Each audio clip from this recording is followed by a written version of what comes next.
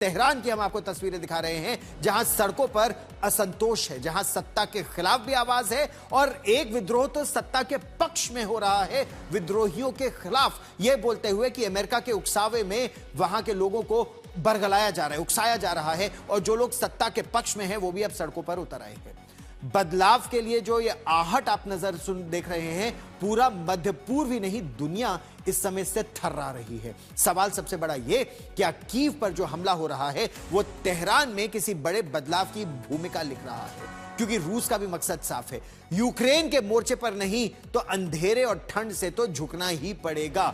लेकिन इसी बीच यूक्रेन के राष्ट्रपति वोलोदिमीर ज़ेलेंस्की एक अलग मोर्चे की ओर दुनिया का ध्यान खींचने की कोशिश कर रहे हैं और वो ये कह रहे हैं कि अगर ईरान में सत्ता हिलती है तो रूस की युद्ध लड़ने की क्षमता और कमजोर हो जाएगी। क्योंकि रूस की जो मिलिट्री मशीन है, क्योंकि उसके पास वो शाहिद ड्रोन नहीं होंगे, वो मिसाइलें नहीं होंगी, वो बेहद कमजोर पड़ जाएगा। यूक्रेन पर गिरने वाले कई ड्रोन, खासतौर पर शाहिद ड्रोन, ईरान से आते हैं। रूस की सप्लाई चेन, उसका टेक्नोलॉजिकल जो बैकअप है, उसका जो राजनीतिक सहारा है, ये सब एक तरह से उसके तार तेहरान से भी जुड़े हैं। और यही वजह है कि ज़ेलेंस्की ईरान के लोगों के समर्थन की बात कर रहे हैं और दुनिया से कह रहे हैं अभी कार्रवाई का वक्त आ गया है ईरान में सत्ता के खिलाफ। तो क्या यूक्रेन का भविष्य कीव में नहीं तेहरान में तय होने जा रहा है? क्या रूस और ईरान का जो गठजोड़ है उसमें दरार इस युद्ध की दिशा बदल सकती है? इन्हीं सवालों की वजह से अब यह भी कहा जा रहा है कि कीव पर हमला बदला लेने के लिए, ताकि तेहरान जो जिस तरह वहां हमला हो रहा है उससे लिया जा रहा है।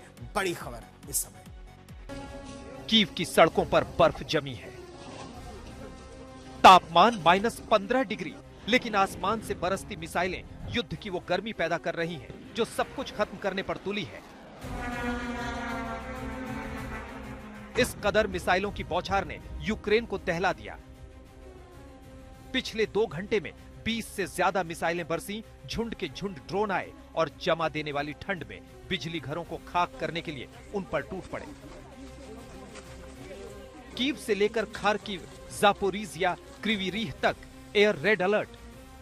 रिवोरिज का थर्मल पावर प्लांट पर चोट, खार्किव और दक्षिणी यूक्रेन में धमाके।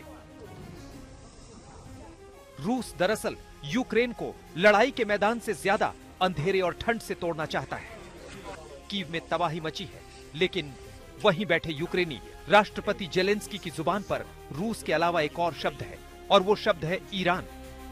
वो ईरान में भड़की बगावत की आग को रूस के खिलाफ एक बड़ी चिंगारी के तौर पर देख रहे हैं। ज़ेलेंस्की कहते हैं ईरान में जो हो रहा है वो रूस के लिए बेहद खतरनाक संकेत है। उनके मुताबिक अगर ईरान में मौजूदा सत्ता कमजोर होती है या गिरती है तो रूस अपनी युद्ध मशीन का एक अहम स्तंभ खो देगा। यानी यूक्रेन पर गिरती मिसाइलों के बीच ज़ेलेंस्की की नजर तेहरान की सड़कों पर है। आखिर क्यों? क्या रूस ईरान गठजोड़ इतना अहम है कि ईरान के कमजोर होने से रूस भी कमजोर पड़ जाएगा? दरअसल ईरान रूस को युद्ध के लिए जितना कुछ देता है उसी में इन सवालों का जवाब छिपा है। ईरान रूस को सैकड़ों ड्रोन देता है, उनसे जुड़ी टेक्नोलॉजी मुहैया कराता है। ईरान और रूस प्रतिबंधों से बचने के रास्ते मिलकर तलाशते हैं। रूस के लिए ईरान हथियार सप्लाई की वैकल्पिक लाइन है। यूक्रेन पर जो शाहिद ड्रोन गिरते हैं उनकी जड़ ईरान में है। ज़ेलेंस्की का सीधा संदेश है, अगर ईरान हिलता है तो मॉस्को की पकड़ ढीली होगी। ईरान से रूस को न हथियार मिलेंगे, न तकनीक और न पाबंदियों से बचने के रास्ते। यानी ईरान का विद्रोह रूस के लिए कमजोरी साबित हो सकता है। ईरान में इस वक्त सरकार विरोधी प्रदर्शन चरम पर है। वहां इंटरनेट की मांग की जा रही है। ईरान के विद्रोहियों को पश्चिम से नैतिक समर्थन हासिल है। ज़ेलेंस्की इसे ही टर्निंग पॉइंट बता रहे हैं। वो दुनिया से कह रहे हैं अभी कार्रवाई का वक्त है। ईरानी लोगों का साथ दीजिए मॉस्को को और अलग थलग कीजिए। कीव पर मिसाइलें गिर रही हैं, लेकिन ज़ेलेंस्की मानते हैं कि युद्ध का फैसला अगर फ्रंट लाइन पर नहीं हो रहा तो शायद तेहरान की गलियों में हो सकता है। आज तक ब्यूरो।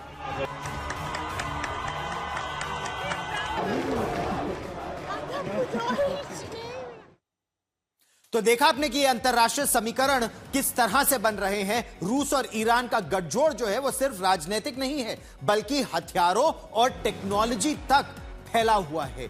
ईरान ने रूस को सबसे ज्यादा जो ड्रोन दिए हैं वो शाहिद ड्रोन है, और शाहिद ड्रोन का जबरदस्त इस्तेमाल रूस यूक्रेन के खिलाफ कर रहा है। फिर शॉर्ट रेंज बैलिस्टिक मिसाइल्स वो ईरान बड़ी संख्या में बनाता भी है, उसे भेजता भी है। बहुत जरूरत जो इस समय ईरान को है, इस समय रशिया को है, वो तोपखाने की है, यानी तोपखाने के गोले, 155 मिलीमीटर तोपों के गोले, और वो ईरान से लेकर उत्तर कोरिया दोनों दे रहे हैं रूस को। एयर डिफेंस सिस्टम 2023 में जब एक बड़ा ड्रोन कॉन्ट्रैक्ट हुआ था, रूस में लोकल प्रोडक्शन की टेक्नोलॉजी उसमें शामिल थी, कि यानी टेक्नोलॉजी ईरान से रूस में आएगी। यूक्रेन में इन हथियारों का जो इस्तेमाल है वो बड़े पैमाने पर हो रहा है। ईरान ने जो जो टेक्नोलॉजी इस समय रूस को दी है, उससे वो बहुत जल्दी ड्रोन बना रहे हैं और उन ड्रोन से हमला कर रहे हैं। फिर रूस भी ईरान को Su-35 जो फाइटर जेट्स है वो दे रहा है, इस्कंदर मिसाइल सिस्टम दे रहा है, Mi-28 हेलीकॉप्टर्स दे रहा है, ट्रेनर एयरक्राफ्ट दे रहा है। जो जो ईरान को भी चाहिए वो रूस उन्हें मुहैया करा रहा है। और दोनों, क्योंकि अमेरिका ने उन पर प्रतिबंध लगा रखा है, तो अमेरिका के प्रतिबंध के बावजूद दोनों के बीच व्यापार हो रहा है। ईरान का जो मिलिट्री बैकअप है अब वो मजबूत रूस कर रहा है। 2025 में दोनों ही देशों में स्ट्रेटेजिक पार्टनरशिप ट्रीटी हुई, यानी ईरान और रूस के बीच, और ये जो सहयोग है ये और ज्यादा गहराता जा रहा है। इसीलिए रूस की पैनी निगाहें इस समय किस तरह से अमेरिका ईरान को निशाना बनाने की कोशिश कर रहा है, रूस की पैनी निगाह वहां पर है, और वो और ज्यादा जो यूक्रेन को इस समय डर है, और ज्यादा यूक्रेन पर वार कर रहा है। और यही बात यूक्रेन के राष्ट्रपति वोलोदिमीर ज़ेलेंस्की मानते हैं कि अगर ईरान में सत्ता हिल जाती है तो रूस की जो युद्ध की मशीनरी है वो और कमजोर हो जाएगी। और यही वजह है कि वो दुनिया भर से कह रहे हैं कि ईरान के लोगों को समर्थन दे, ताकि मॉस्को को अलग थलग किया जा सके।